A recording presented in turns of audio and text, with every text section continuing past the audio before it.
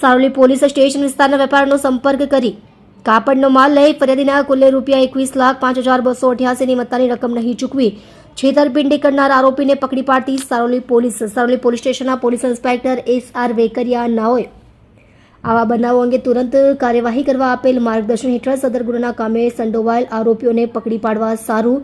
Surveillance police sub inspector HL Desai તથા સ્ટાફના માણસો વર્કઆઉટમાં હતા. દરમિયાન ગુનાના કામે હ્યુમન સોર્સિસના આધારે સદર ગુનામાં સંડોવાયેલ આરોપીઓ પૈકી આરોપી અર્પિત કુમાર રાજેન્દ્રસિંહ ધોત્રા નાઓ સુરત શહેર વિસ્તારમાં હોવાની ટેકનિકલ વર્કઆઉટ અને હ્યુમન સોર્સિસના આધારે ચોક્કસ માહિતી મળતા તાત્કાલિક તપાસમાં જવા સારું ASI રમેશભાઈ હરિભાઈ તથા હેડ કોન્સ્ટેબલ અરવિંદભાઈ લાલજીભાઈ તથા પોલીસ કોન્સ્ટેબલ ભાવિકભાઈ જગદીશભાઈ નાઓની ટીમ બનાવી તાત્કાલિક પોલીસ ઇન્સ્પેક્ટર શ્રી નાઓના સીધા માર્ગદર્શન હેઠળ રવાના કરી આરોપી નામે અર્પિત કુમાર રાજેન્દ્રસિંહ ધોત્રા નાઓને પકડી પાડી કાયદેસરની કાર્યવાહી હાથ ધરેલ છે. આ ગુનામાં સામેલ પકડવાના બાકી આરોપીના નામ સરનામા મનીષકુમાર હિરીશકુમાર અધલ, ઠેકાણું દુકાન નંબર 32B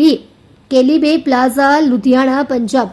હાલ modern collection old Puja complex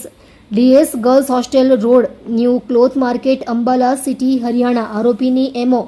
મજકૂર આરોપી વેપારી મારફતે સુરત શહેરના વેપારીઓ સાથે ઓળખાણ કરી વિશ્વાસ અને ભરોસામાં લઈ વેપારીઓની સાથે વેપાર ચાલુ કરી શરૂઆતમાં કાપડના વેપારના રૂપિયા સમયસર ચૂકવી આપી વેપારને પૂરેપૂરા વિશ્વાસ અને ભરોસામાં લઈ મોટા પાયે કાપડનો માલ ખરીદ કરી બાકી કાપડના વેપારના પૈસા નહીં ચૂકવી વેપારીઓની સાથે વિશ્વાસઘાત અને છેતરપિંડી કરવાની એમો ધરાવે છે. આપ જોઈ રહ્યા છો ગુજરાતની સૌથી પહેલા ખબર આપતી Surat express news channel director Rajesh મંગલેની સાથે.